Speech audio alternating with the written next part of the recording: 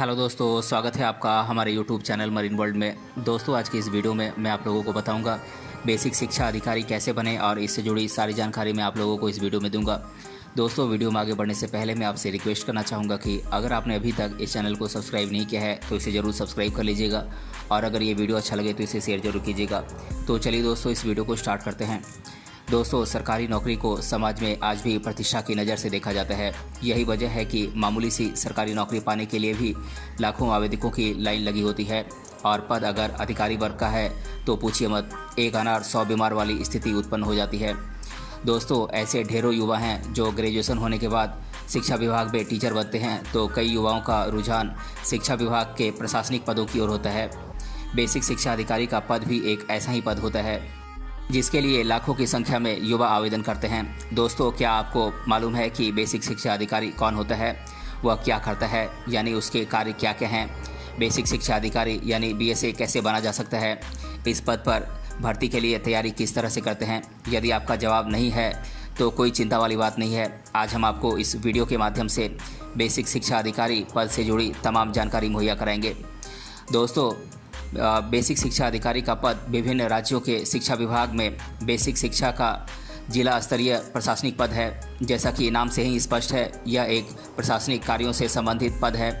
यह पद group B यानी कि गैजेटेड लेवल का पद है। दोस्तों, गैजेटेड यानी कि राजपत्रित पद होने की वजह से भी इस युवा इस पद की ओर बड़ी संख्या में आकर्षित होते हैं।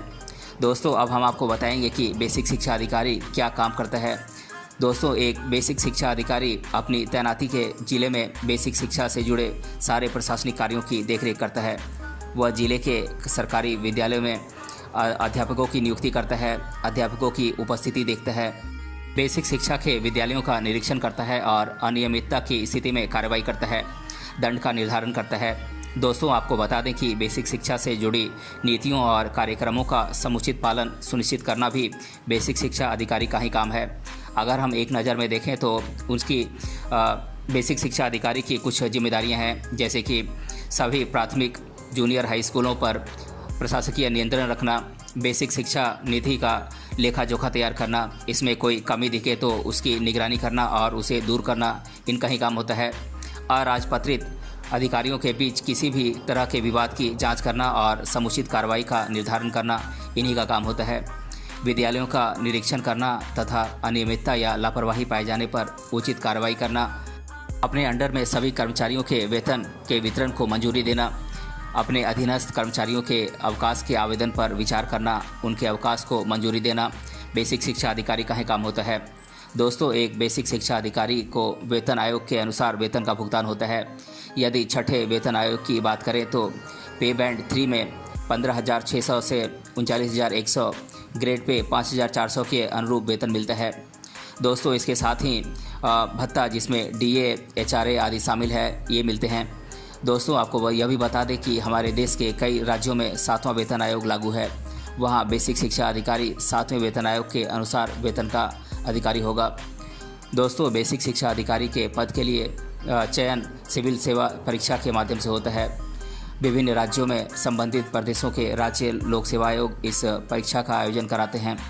इससे पहले राज्य लोक सेवा आयोग की ओर से इस संबंध में एक अधिसूचना विज्ञापन जारी किया जाता है, जिसमें इस पद से संबंधित विभिन्न योग्यताएं जैसे कि शैक्षणिक योग्यता, आयु संबंधी योग्यता, पद संख्या, आवेदन करने की तिथि आदि की जानकारी दी जाती है, जिसके आधार पर कैंडिडेट इस पद पर आवेदन करते हैं।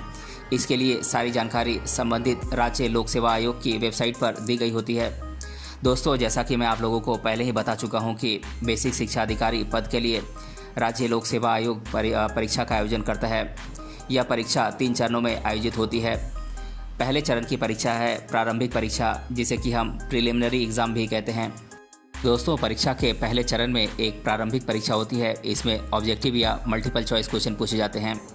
अगला चरण होता है लिखित परीक्षा, जिसे कि मेंस एग्ज़ाम कहते हैं। दोस्तों, प्रारंभिक परीक्षा को पास करने वाले स्टूडेंट्स को लिखित मुख्य परीक्षा में बैठने दिया जाता है। इस लिखित मुख्य परीक्षा को कन्वेंशनल एग्ज़ाम भी कहा जाता है। अगला चरण होता है इंटरव्यू राउंड। दोस्तों, लिखित परीक्षा को सफलतापूर्वक पास करने वाले स्टूडेंट्स को इंटरव्यू के लिए बुलाया जाता है। इसे पर्सनैलिटी टेस्ट भी कहा जाता है। इंटरव्यू क्लियर करने पर कैंडिडेट्स को अपॉइंटमेंट लेटर भेज दिया जाता है। दोस्तों, लिखित मुख्य परीक्षा में 3 आवश्यक विषय होते हैं। इनमें सामान्य हिंदी, सामान्य अंग्रेजी और सामान्य ज्ञान यानी कि जनरल स्टडीज़ की परीक्षा होती है। कैंडिडेट को वैकल्पिक विषय के रूप में यानी कि ऑप्शनल सब्जेक्ट के रूप में किसी एक सब्जेक्ट का चयन करना होता है। इनसे संबंधित सवाल परीक्षा में उससे पूछे जाते हैं। कैंडिडेट को जिन विषयों में से चुनाव करना होता है वे सब्जेक्ट हैं agriculture, chemistry, engineering, forestry, horticulture, computer application, geology, mathematics इत्यादि। दोस्तों, अब मैं आप लोगों को बताऊंगा कि आप इस परीक्षा की तैयारी कैसे कर सकते हैं। जैसा कि मैं आप लोगों को पहले ही बता चुका हूं कि ऑप्शनल सब्जेक्ट के तहत जनरल स्टडीज़ के भी सवाल पूछे जाते हैं। ऐसे में आप अपनी जनरल स्टडीज़ से जुड़ी जानकारी और अपने करंट अफेयर्स को दुरुस्त रखें। इसके लिए आप प्रतिदिन कोई न्यूज़ चैनल ज़रूर देखें, अखबारों का अध्ययन करें और बहुत अच्छा होगा कि अगर आप इसके नोट्स बनाएं। दोस्तों, पुराने साल के क्वेश्चन पेपर्स हल करें। इससे आपको जहां सवालों का पैटर्न पता चलेगा वहीं आपके प्रश्न पत्र हल करने की भी स्पीड बढ़ेगी। लगातार प्रैक्टिस से आपको फ़ायदा होगा। इंटरनेट पर यूट्यूब वीडियोस के जरिए आप टिप्स हासिल कर सकते हैं, मॉक टेस्ट्स में शामिल हो सकते हैं, अलग अलग प्रतियोगिता परीक्षाओं की तैयारी कराने वाले मैगजीन की मदद ले सकते हैं। इंटरव्यू यानी कि पर्सनैलिटी टेस्ट में खरा उतरने के लिए इंटरव्यू में सफल कैंडिडेट्स से मिलकर बात कर उनसे उनके टिप्स जान सकते हैं। हाइपोथेटिकल सवालों के जवाब देने का आप प्रैक्टिस कर सकते हैं।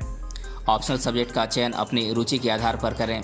इससे आपको संबंधित विषय को पढ़ने में आसानी होगी और निश्चित रूप से आप अपना जवाब पुख्ता तरीके से दे सकेंगे। और अब सबसे अहम बात दोस्तों, वह बात यह है कि आपको इस पद की परीक्षा के लिए निर्धारित सिलेबस लेकर उसी के अनुसार तैयारी करनी चाहिए। सिलेबस पूरा कवर करें, इस बात का ध्यान रखें। जहां तैयारी में परेशानी हो उसके लिए इंटरनेट की सहायता ले सकते हैं। कंपलसरी हिंदी सब्जेक्ट के लिए भी आप इसके ज़रिए तैयारी कर सकते हैं। दोस्तों, अब मैं आप लोगों को बताऊंगा कि किस उम्र के लोग इस परीक्षा के लिए आवेदन कर सकते हैं। तो दोस्तों, इस परीक्षा के लिए कैंडिडेट की आवेदन करने की आयु 21 साल तो अधिकतम 40 साल के बीच होनी चाहिए। आपको यह भी जानकारी दे दें कि आरक्षित वर्ग के कैंडिडेट को नियमानुसार छूट का प्रावधान दिया गया है। यह अलग अलग राज्यों में अलग अलग है। दोस्तों, अब मैं आप लोगों को यह बताऊंगा कि बेसिक शिक्षा अधिकारी बनने के लिए शैक्षणिक योग्यता क्या है। तो दोस्तों, आप जान लीजिए कि इसके लिए किसी भी मान्यता प्राप्त यूनिवर्सिटी या इंस्टीट्यूशन से ग्रेजुएशन यानी कि स्नातक की डिग्री जरूरी है। यानी कि यह डिग्री या इसके समकक्ष कोई भी उपाधि हासिल कोई भी युवा इसके लिए आवेदन कर सकता है। दोस्तों, जैसा कि मैं आप लोगों को पहले ही बता चुका हूं कि BSA यानी कि बेसिक शिक्षा अधिकारी का पद प्रशासनिक पद है। ऐसे में कोई भी चूक या अनियमितता होने पर संबंधित जिला अधिकारी उस पर कार्रवाई का अधिकार रखते हैं। अभी 2 महीने पहले ही परीक्षा के दौरान इन्विजिलेटर्स की कमी होने पर उत्तर प्रदेश के एक जिले में DM ने एक बेसिक शिक्षा अधिकारी से जवाब तलब किया था। निरीक्षण के दौरान DM ने पाया था कि परीक्षा के दौरान शिक्षकों की कक्ष में कमी की वजह से मॉनिटरिंग सही ढंग से नहीं हो पा रही थी। इसके अलावा कार्रवाई में अनियमितता को लेकर भी बेसिक शिक्षा अधिकारी विवादों के घेरे में आते रहते हैं। उन पर बहुत बार पक्षपात के आरोप भी लगते रहे हैं और कईयों के खिलाफ तो जांच बैठाए जाने पर शिकायत सत्य पाए जाने पर उनके खिलाफ कार्रवाई भी की जाती रही है।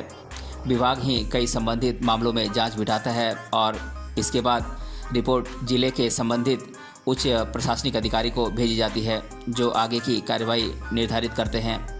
दोस्तों, इसके बावजूद अच्छी प्रशासनिक योग्यता वाले व्यक्ति के लिए इस क्षेत्र में आगे बढ़ने और ऊंचाई पर जाने की बहुत संभावनाएं हैं। दोस्तों, अब मैं आप लोगों को बेसिक शिक्षा अधिकारी के बारे में लोगों के द्वारा अधिकतर बार पूछे जाने वाले प्रश्नों को मैं आप लोगों को एक एक कर बता देता हूं। पहला प्रश्न है, बेसिक शिक्षा अधिकारी कौन होता है? तो दोस्तों, मैं आप लोगों को बता दूं कि बेसिक शिक्षा अधिकारी शिक्षा विभाग के बेसिक एजुकेशन का जिला स्तरीय प्रशासनिक पद होता है जो जिले में मौजूद सरकारी स्कूलों की शिक्षा व्यवस्था पर निगरानी रखता है। दूसरा प्रश्न है, बेसिक शिक्षा अधिकारी की नियुक्ति कैसे होती है? तो दोस्तों, मैं आप लोगों को बता दूं कि बेसिक शिक्षा अधिकारी का चयन राज्य लोक सेवा आयोग द्वारा होने वाली सिविल सेवा परीक्षा के माध्यम से किया जाता है। तीसरा प्रश्न है, बेसिक शिक्षा अधिकारी की सैलरी कितनी होती है? तो दोस्तों, मैं आप लोगों को बता दूं कि बेसिक शिक्षा अधिकारी को 7वें वेतन आयोग के आधार पर 9,300 रुपये से लेकर 34,800 रुपये तक मंथली वेतन दिया जाता है। 5वां प्रश्न है, बेसिक शिक्षा अधिकारी के क्या कार्य होते हैं। तो दोस्तों मैं आप लोगों को बता दूं कि बेसिक शिक्षा अधिकारी जिला स्तर पर शिक्षा विभाग का सबसे बड़ा पद होता है, जो सरकारी विद्यालयों में अध्यापकों की नियुक्ति और उनकी उपस्थिति और अन्य शिक्षा से जुड़े प्रशासनिक कार्यों की देखरेख करता है। 6ठा प्रश्न है, बीएसए का फुल फॉर्म क्या होता है। तो दोस्तों मैं आप लोगों को बता दूं कि बीएसए का फुल फॉर्म बेसिक शिक्षा अधिकारी होता है। 7वां प्रश्न है, बेसिक शिक्षा अधिकारी कैसे बने। दोस्तों बेसिक शिक्षा अधिकारी बनने के लिए आपको कुछ योग्यताओं के साथ कुछ परीक्षाओं को पास करना होगा, जिसके बारे में मैं इस वीडियो में आप लोगों को डिटेल में बता चुका हूं। दोस्तों इस वीडियो में मैंने आप लोगों को बताया कि बेसिक शिक्षा अधिकारी क्या होता है, आप बेसिक शिक्षा अधिकारी कैसे बन सकते हैं और आप इस परीक्षा के लिए तैयारी कैसे कर सकते हैं। यदि आप इस वीडियो में बताए गए टिप्स पर अमल करेंगे तो आप इस भर्ती परीक्षा में ज़रूर पास हो सकते हैं। दोस्तों अगर आप तैयारी के संबंध में कुछ और जानना चाहते हैं तो उसके लिए नीचे दिए गए कमेंट बॉक्स में कमेंट करके हमसे पूछ सकते हैं। अगर ये वीडियो आपको पसंद आया है तो अपने फ्रेंड्स तक इसे ज़रूर शेयर करें और हमें कमेंट बॉक्स में कमेंट करके बताएं कि ये वीडियो आपको कैसा लगा। मिलते हैं अगले वीडियो में किसी अन्य टॉपिक के साथ, तब तक के लिए धन्यवाद।